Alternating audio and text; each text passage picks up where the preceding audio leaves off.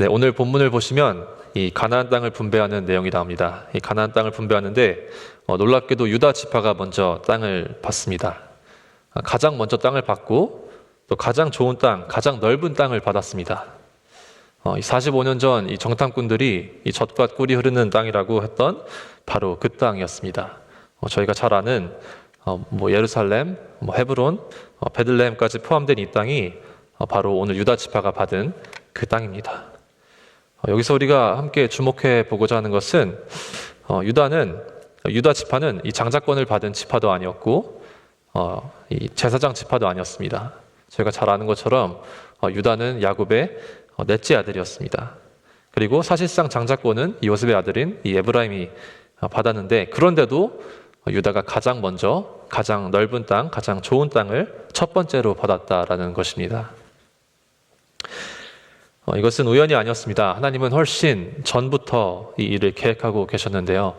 바로 민수기 26장 54절을 보면 하나님께서는 모세에게 이미 땅 분배의 원칙을 명확하게 주셨습니다. 말씀에 수가 많은 자에게는 기업을 많이 줄 것이요 수가 적은 자에게는 기업을 적게 줄 것이니 그들이 개수된 수대로 각기 기업을 주되. 아멘. 즉 하나님께서는 이미 각 지파의 사정을 아시고 그 사정에 맞게 또 앞으로 감당해야 할 책임까지 미리 아시면서 각자에게 맞는 분량을 주셨습니다.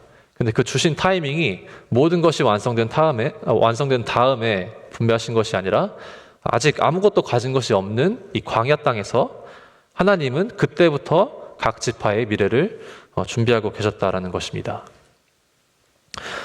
또 한 가지 유다가 먼저 땅을 받게 된 특별한 배경은 또 창세기 49장에 나오는데요. 야곱이 임종 전, 야곱이 죽기 전 이 아들들, 12아들들을 축복하는 장면에서 볼 수 있습니다.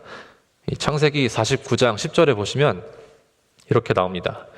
주가 유다를 떠나지 아니하며 통치자의 지팡이가 그 발 사이에서 떠나지 아니하기를 실로가 오시기까지 이르리니 그에게 모든 백성이 복종하리로다.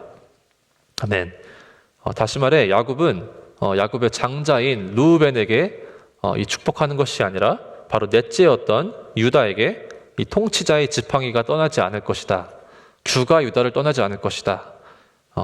실로가 오시기까지, 즉 평강의 왕 예수님이 오시기까지 모든 백성이 그에게 복종하리로다 하며 예언을 하고 축복하는 모습을 우리가 볼 수 있습니다. 다시 말해 우리가 잘 아는 것처럼 훗날 이스라엘의 왕권이 이 유다 지파에서 이어지는 것을 보여주는 이 창세기의 예언인데, 실제로 아는 것처럼 이 다윗과 솔로몬, 그리고 무엇보다 예수님이 이 유다 지파의 혈통을 따라오신 것을 저희가 잘 알고 있습니다. 그리고 같은 장의 8절과 9절을 보시면 8절에 내 손이 유다를 향한 이 야곱의 말입니다. 8절에 내 손이 내 원수의 목을 잡을 것이요. 또 그리고 9절에 유다는 사자 새끼로다.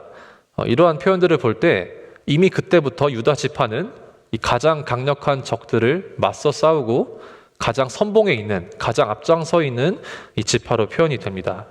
그래서 잘 아는 것처럼 훗날 행진을 할 때도 앞에 있었고, 또 나중에 이 유다 지파를 통해 이 블레셋과 싸우는 선봉 지파이기도 했습니다.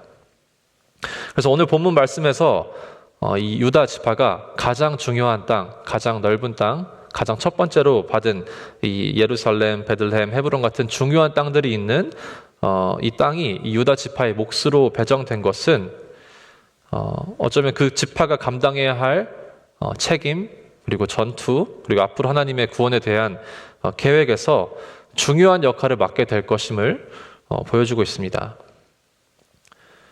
민수기에서 하나님께서 이미 광야에서부터 알려주신 그 분배의 원칙과 또 창세기 49장에서 야곱의 임종을 앞둠을 통한 예언, 그리고 실제 지금 오늘 본문에서 여호수아 시대에서의 실제 전쟁 상황, 이 모든 것들이 맞물려서 유다 지파를 가장 먼저 이 땅을 받게 되는, 가장 앞자리에 세우게 되는 그러한 결과를 우리는 보고 있습니다.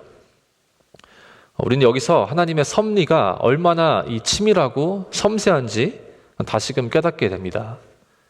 겉보기에는 그냥 단순하게 이 땅을 나누는 과정, 그냥 이제 앞으로 이제 정복이 시작이 됐고 이 가나안 땅을 점령할 것이니 이제 그냥 단순하게 땅을 나누는 과정처럼 보일 수 있지만 사실은 하나님이 태초부터 전부터 계획하신 일들이 조금씩 이 열매를 맺는 순간이 바로 오늘 본문 말씀인 이 땅을 나누는 모습이라는 것입니다.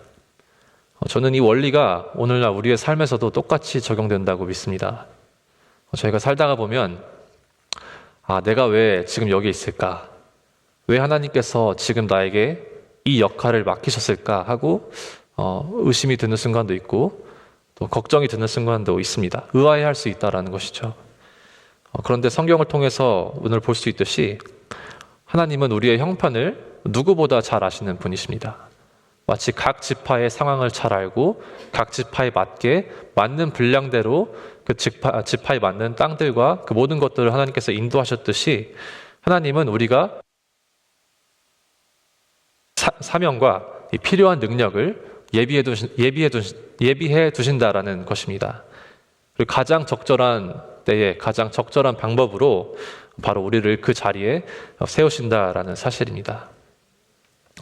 마찬가지로 이스라엘 백성들도 유다 지파들도 겉으로 보기에는 마치 우연처럼 보이는 이 제비뽑기를 통해서 이 많은 땅, 큰 땅, 가장 먼저 땅을 분배해 받았지만 결국 하나님이 정하신 대로 분배를 받았던 것처럼 마찬가지로 저희가 이 의심 속에 살면서 이 의아함 속에 우리가 해야 할 일은 모든 것을 주관하시는 하나님을 신뢰하고 우리한테 지금 맡겨진 자리에서 최선을 다하며 충성하며 순종하는 것일지도 모르겠습니다. 또 성경은 이 오늘날 우리가 있는 이 자리뿐만 아니라 우리의 구원 또한 이미 오래전부터 계획되었다라는 점을 말하고 있습니다. 저희가 잘 아는 것처럼 요한복음 말씀에 태초부터 말씀이 있으셨다라고 말하고 있습니다. 바로 그 말씀이신 예수님께서 이미 인류를 구원하시기 위한 계획을 그 전부터 태초부터 그 계획이 있으셨다라고 말씀하시고 있습니다. 만약에 하나님께서 태초부터 우리를 위해 구원하신 계획이 있으시고 그러한 큰 그림이 있으신 하나님이시라면 우리가 살면서 마주하는 여러 가지 문제와 걱정과 고민들 또한 당연히 주님의 이 섭리 안에 있을 것입니다. 그렇기 때문에 물론 어렵지만 이 당장의 어려움 앞에 나에게 왜 이런 일이 있을까? 나에게 왜 이러한 감당하지 못할 어려움이 있을까? 이러한 역할이 나에게 주어질까라며 낙심하기보다는 이 하나님의 크신 계획 속에서 지금의 상황이 하나님의 계획 안에서 어떤 의미를 가지고 있는지 겸손히 바라볼 수 있다면 거기서 오는 평안과 소망이 더 크게 다가올 것을 믿습니다. 이 말씀을 맺기 원하는데요. 오늘 유다 지파의 분배 장면이 우리에게 알려주는 이 교훈은 분명합니다. 이 하나님은 모든 지파를 그리고 모든 사람을 하나님의 계획대로 인도하십니다. 그리고 하나님의 그 계획하심과 인도하심은 이 절대로 우연히 주어진 것이 아니라 이미 오래전부터 품고 계셨던 하나님의 사랑과 하나님의 목적 가운데서 마련되었다라는 사실입니다.